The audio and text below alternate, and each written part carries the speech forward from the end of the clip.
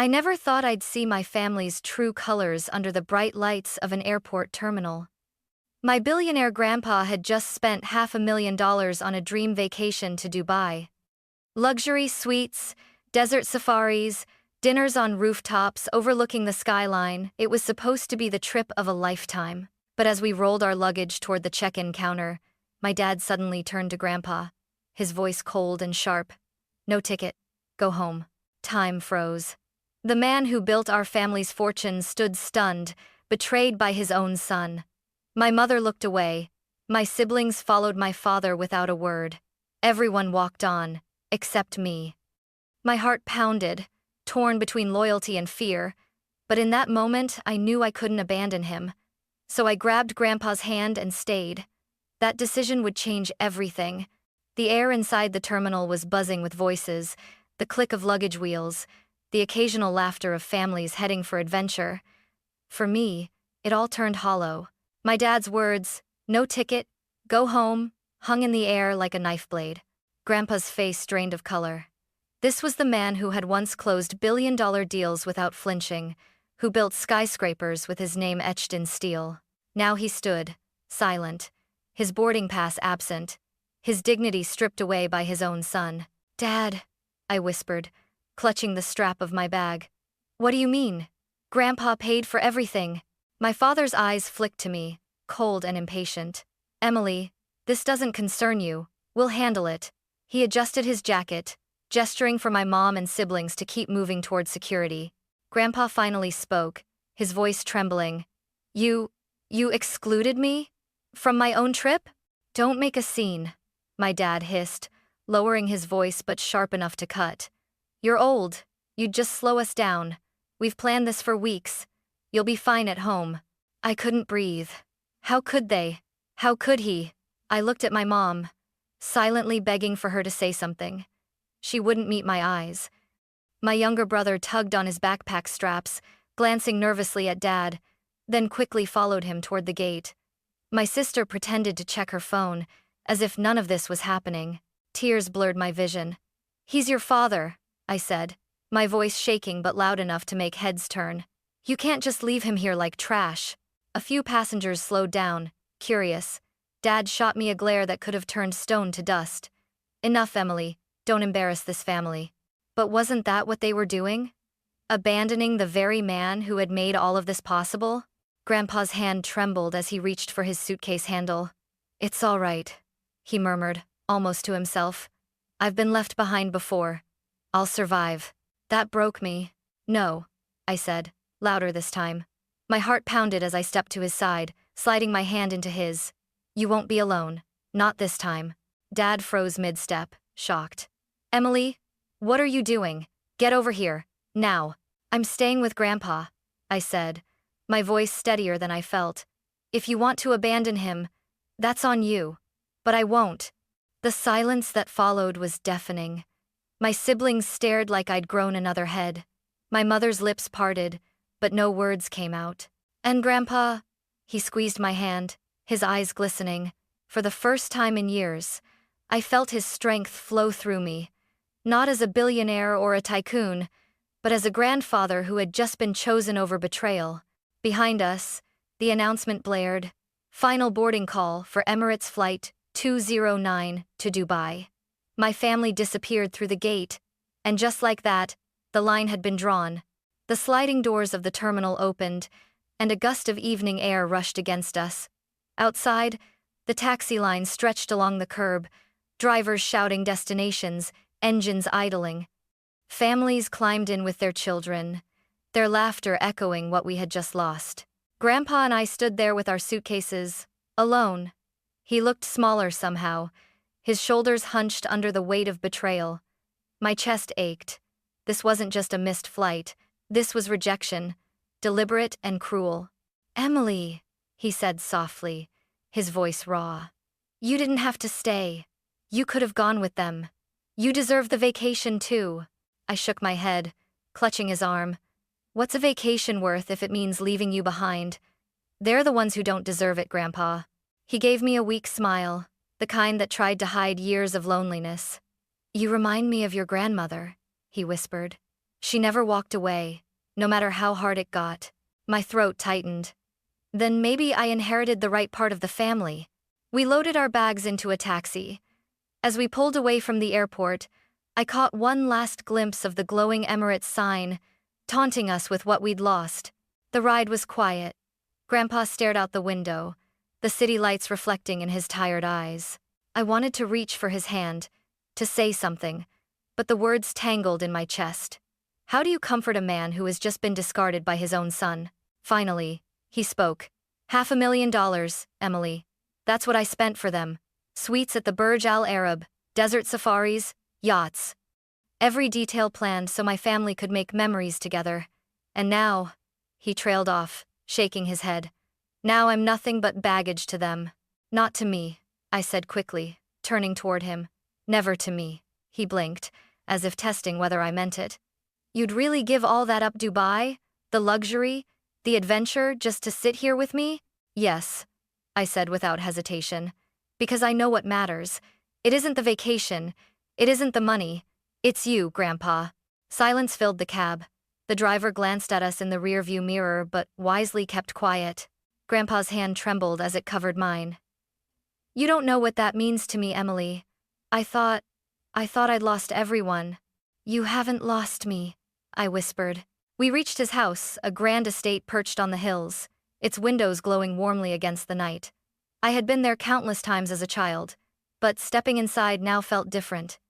The walls didn't echo with the laughter of family, they echoed with abandonment. Grandpa sank into his leather chair, running a hand over his face. I sat across from him, still holding his gaze. We'll make our own trip, I said suddenly. Maybe not Dubai, but somewhere, just you and me. He chuckled, a sound cracked with grief but alive with hope. Maybe, he said, maybe it's time I put my trust where it belongs. And in that moment, sitting in the quiet glow of his study, I realized that what my father had thrown away, I had just begun to gain. Not just an inheritance, but a bond no betrayal could break. Morning sunlight poured through the tall windows of Grandpa's study. I woke up curled on the leather couch, still in yesterday's clothes, the faint smell of his cologne lingering in the air. Grandpa sat at his desk, glasses perched on his nose, papers spread across the polished wood. He didn't notice me at first. His hand trembled as he flipped through invoices, receipts, and travel documents. His face darkened with every page. Grandpa? I asked quietly. He looked up, exhaustion etched into his eyes. Emily, come here. He tapped a stack of papers with a finger. Do you see this? I leaned closer. The documents were hotel confirmations, Burj Al Arab, 2 ocean view suites, 10 nights. My stomach clenched when I read the names listed. Richard Willis, Claire Willis, Jacob Willis, Megan Willis, my dad, my mom, my brother, my sister, no mention of Emily, and worse, no mention of Grandpa. They booked it 6 weeks ago, Grandpa muttered, his voice breaking. 6 weeks. They never planned for either of us to be there. I gasped. So, it wasn't just you. They wanted me gone too. His jaw tightened. Yes, they used my money to buy their luxury, but they cut both of us out. And your father, he was the one who handled every booking. Anger boiled in my chest, sharp and hot. I remembered Dad's dismissive tone at the airport, the way Mom avoided my eyes, the false excitement at family dinners when they promised all of us would see Dubai together. It had all been a performance. Grandpa leaned back, eyes glistening but fierce. Do you understand what this means, Emily? This wasn't a mistake. This was betrayal, deliberate and calculated. I swallowed hard, fists curling at my sides. They wanted to erase us. You, the man who built this family, and me, because I stood by you. Grandpa reached for my hand, gripping it tightly. Then maybe that's what brought us together, their betrayal and our loyalty. I met his gaze, my voice steady. We won't let them get away with this. He gave a slow nod. No, not this time. The truth hung between us, heavy, but uniting. For the first time, I saw not just my grandfather, but an ally. And I knew our fight was only beginning. By afternoon, the quiet house felt like a storm was brewing. Grandpa sat in his chair, tapping the edge of his phone against the armrest. His face was pale, but his eyes burned with something new resolve. "They think they can humiliate me and get away with it," he said. "They think money makes me powerless, but they forgot whose money it is." I leaned forward. "So what do we do?" Grandpa's lips curved into the faintest smile. He picked up the landline phone, the heavy black one he always insisted on keeping, and dialed a number from memory. The line clicked, followed by a cheerful voice. "Good afternoon, Burj Al Arab Reservations. How may I help you?" Grandpa's tone shifted instantly calm, commanding. "Yes, this is Richard Willis. I need to cancel a reservation for 2 suites, 10 nights, checking in tomorrow." The agent hesitated.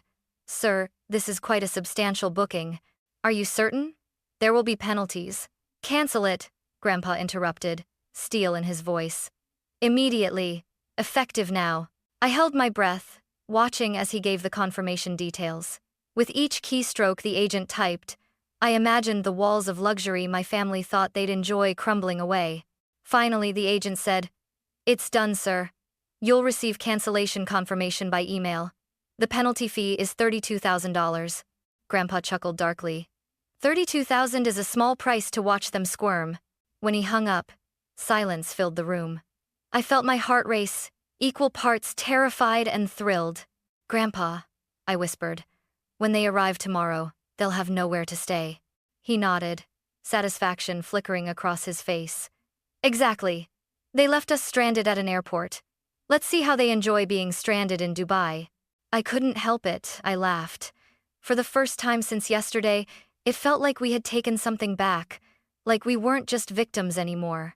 Grandpa leaned back, closing his eyes briefly.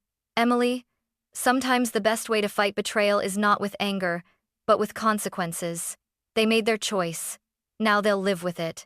That night, as I lay awake in the guest bedroom, I imagined my family stepping up to the golden reception desk of the world's most luxurious hotel, only to be told, "Your reservation was canceled." I smiled into the darkness. Revenge had already begun. The next morning, the ringing started before sunrise. Grandpa's phone buzzed relentlessly on the nightstand, the screen flashing with familiar numbers. By noon, the call log showed more than 50 missed calls, 56, to be exact. I sat across from him at the breakfast table, nursing a cup of coffee. "They've finally realized it," I said. "The hotel." Grandpa lifted the phone, his expression unreadable. The device buzzed again. "Richard Willis Jr., my father." "Answer it," I urged. Grandpa shook his head. "Not yet. Let them sweat." Another call came, this time from Mom's number. Then my brother, then my sister. Each one rolled to voicemail. I couldn't resist pressing play on one. "Dad?" My father's voice exploded through the speaker. "What the hell did you do? They said the reservation was canceled. We're stuck in the lobby with our luggage. Fix this. Call me back right now." I glanced at Grandpa. His lips tightened, but he said nothing. The next voicemail was softer, my mother's voice, trembling. "Please, Dad, the children are crying. We can't find another hotel. Everything is booked for the convention. Just, please call us back." My stomach twisted. For a moment, guilt pricked me. The kids didn't deserve this. But then I remembered the look on Grandpa's face at the airport, the way Dad had brushed him off like garbage. The guilt hardened into resolve. Finally, Grandpa's phone rang again, and this time he answered. "Yes?" His voice was calm, almost casual. "Dad, thank God. What's wrong with you? You canceled everything?" My father's voice was frantic, desperate. I could hear chaos in the background, voices raised, a child sobbing. Grandpa didn't flinch. "I canceled what was mine, what you stole from me." "This is insane," Dad snapped. "We have nowhere to go." I leaned closer, whispering, "Put it on speaker." Grandpa did. "Emily?" My father's tone shifted, sharp with anger. "Are you there too? Did you help him with this?" I took a deep breath. "Yes, because I wasn't the one who betrayed him. You were." There was a pause, then a hissed threat. "You'll regret this. Both of you." Grandpa's eyes narrowed. "No, son. The only one regretting anything here is you. Actions have consequences." The line went dead. For a long moment, the room was silent except for the hum of the refrigerator. Then Grandpa let out a slow breath, almost a laugh. You hear that, Emily? He's cornered. For the first time in his life, he knows he's not in control. I felt a rush of adrenaline. The betrayal had cut deep, but now the tables were turning. My father was thousands of miles away, powerless. And I was here, standing beside the man he had tried to erase. It wasn't just revenge anymore. It was justice. That night, the house was quiet, except for the ticking of the grandfather clock in the hallway. I sat in the living room, staring at the shadows stretching across the walls. Grandpa was asleep in his chair, his chest rising and falling steadily, the phone finally silent after hours of unanswered calls. I couldn't sleep. My mind spun with memories, some so vivid they felt like yesterday. I remembered being 8 years old, hiding under the dining room table while my parents argued upstairs. The thunder of their voices rattled the ceiling, and I cried quietly into my knees. Then I felt a hand gentle, warm reach for me. Grandpa. He had crouched down, his eyes kind, and whispered, "Come on, Emily. Let's get some ice cream." We'd driven to the all-night diner, just the two of us. I licked chocolate fudge sundaes while he told me stories about his early days in business, how he'd lost everything twice before he built his empire. "People will always try to take from you," he'd said, spoon-tapping the edge of the glass dish. "But you can't let them take your spirit. That's yours to protect." That lesson had lived inside me ever since, buried under years of trying to please parents who never saw me the way he did. And now, seeing him treated like nothing, cast aside by the very family who owed him everything, I realized it was time to protect more than just my spirit. It was time to protect his. I glanced at him in the chair, his head tilted back, gray hair glowing in the lamplight. His face looked so peaceful in sleep, but I knew the storm he carried inside. "I won't let them break you," I whispered, more to myself than to him. "Not again. Not while I'm here." A determination settled deep in my chest, stronger than the anger, stronger than the guilt. For once, I wasn't the overlooked daughter, the silent bystander. I was his ally, his shield. Tomorrow, when the phone rang again, when the accusations came sharper, when the threats grew louder, I would be ready. Because loyalty wasn't just about staying, it was about fighting. 2 weeks later, the day finally came. My family's flight from Dubai had landed that morning. By afternoon, they were already blowing up Grandpa's phone with messages demanding a family meeting. Against every instinct screaming to ignore them, Grandpa agreed. "Why?" I asked, pacing in his study. "They'll only try to manipulate you again." He steepled his fingers, his expression calm, calculating. "Exactly. Let them try. This time, I want them to see just how wrong they were." The living room was staged like a battlefield. Grandpa sat in his high-backed leather chair at the head of the room. I stood beside him, my hand resting on the armrest, my stance unshakable. The fire crackled in the hearth, casting shadows that made the space feel less like a home and more like a courtroom. The doorbell rang. When Dad, Mom, Jacob, and Megan walked in, their faces told the story before they said a word. Exhaustion clung to them. Sunburns from Dubai's relentless heat stood in stark contrast to the cold fury in their eyes. "Dad," my father barked, not even sitting down. "What you pulled was unforgivable." Grandpa didn't flinch. "Unforgivable?" His voice was quiet but sharp. "You left me at an airport like unwanted luggage. You erased me from my own vacation. And now I'm unforgivable?" Mom stepped forward, wringing her hands. "Please, let's not do this in front of Emily." "In front of Emily?" I cut her off, my voice rising. "Do you think I don't already know what you did? I was there. I watched you walk away from him like he was nothing." Jacob shifted uncomfortably, muttering, "It wasn't like that." "Yes, it was," I snapped. "You all knew. You planned it 6 weeks in advance. You thought he'd just accept it, go home quietly, and never fight back." Dad's face reddened. "You've been poisoning him against us, haven't you? That's why you stayed." "I stayed," I said, stepping closer, "because I saw the truth. I saw who he really is, and who you really are." Grandpa leaned forward, his eyes blazing. "Richard, I spent $500,000 to give this family something unforgettable. And unforgettable, it was just not in the way you hoped." Dad's jaw clenched. You think cutting us off will solve anything? You can't run this family without me.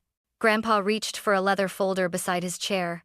Slowly, deliberately, he opened it and pulled out a set of papers. That's where you're wrong. This, he held up the first page, the notary seal gleaming under the lamplight, is my revised will. Signed, witnessed, and ironclad. Mom gasped. Jacob froze. Megan's hand flew to her mouth.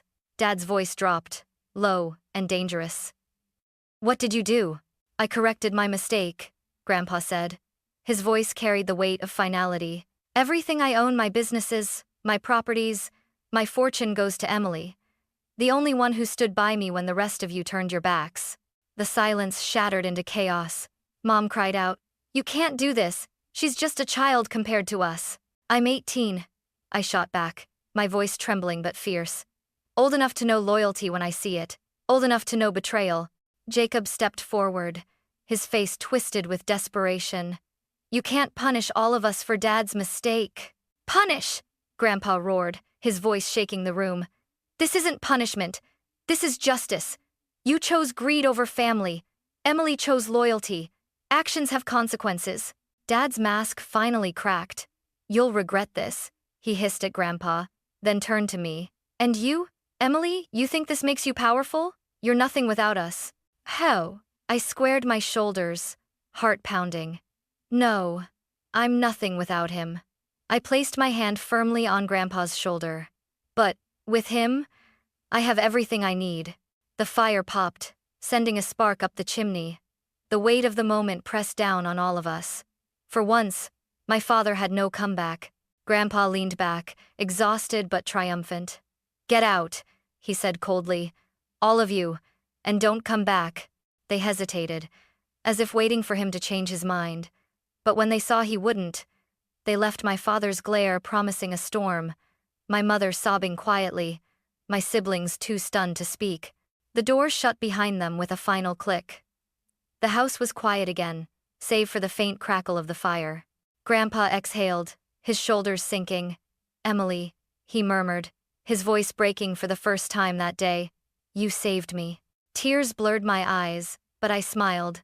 "No, Grandpa, you saved me too." And in that silence, in that victory, I knew. The real inheritance wasn't money or property. It was the bond we had chosen together. The silence after the door shut was almost deafening. The echo of their voices, their accusations, still rang in my ears. But for the first time, the house felt safe. Grandpa leaned back in his chair, his hand gripping mine tightly. The folder containing his new will rested on the table like a shield forged from truth. His voice was low, raspy, but unshakable. "They'll fight me, Emily. They'll drag this into court, smear my name in papers, do anything to claw back what they think is theirs." I squeezed his hand. "Let them try. They already lost the only thing that mattered, their place in this family." Arle. For a long moment, we sat in silence, the crackling fire, the only witness. Then Grandpa smiled, truly smiled, for the first time since the betrayal. "You remind me of myself when I was young. Fierce. Unwilling to bend. I learned from you," I whispered. The next few weeks passed, like a whirlwind. Lawyers were contacted, documents notarized, accounts secured. True to Grandpa's prediction, my father tried everything: angry calls, legal threats, even dragging my mother and siblings into his campaign. But the law was airtight. Every time his voice rose in fury, Grandpa's response was steady, simple. Actions have consequences. At night, when the world quieted down, it was just the two of us again. We cooked simple meals together: eggs, toast, sometimes pasta, when I convinced him to let me experiment. He told me stories I'd never heard before, of his first job sweeping factory floors, of the nights he went hungry while building his empire, of the people who betrayed him along the way. "Betrayal never comes from strangers," he said one evening, sipping his tea. "It always comes from the ones you trust. But loyalty?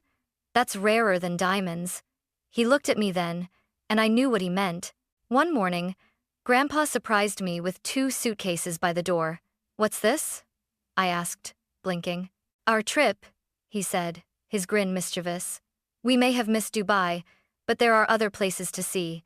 Just you and me." Tears welled up instantly. You mean it? I've never meant anything more. We flew to Greece that week. Santorini's whitewashed houses shimmered under the sun, the sea stretched endlessly, and as we stood on the cliffs watching the sunset bleed into the horizon, I realized something. This was worth more than any luxury hotel. Not because of the destination, but because of who stood beside me. Back home, the storm with my father continued, but it no longer mattered. The new will had been filed, the estate locked in legal fortresses no challenge could break. The tabloids eventually caught the story, spinning tales of family betrayal and the granddaughter who chose loyalty. People whispered, speculated, judged. But in our home, life grew quiet, steady, real. I spent afternoons studying in Grandpa's library while he handled business calls. Evenings were filled with laughter, something I thought I'd never hear from him again. One night, as the clock struck midnight, he looked at me with that same steady gaze I'd grown up with. Emily, you know what you've inherited isn't just money, don't you? I nodded. It's trust. And responsibility, he smiled. Exactly. You'll carry this family forward, not the ones who betrayed me, but the one who stayed. Months later, when my father tried one last time storming up to the house with angry words and desperate pleas, I met him at the door.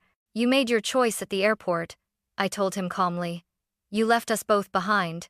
Now you live with it. He stared at me, furious, but powerless.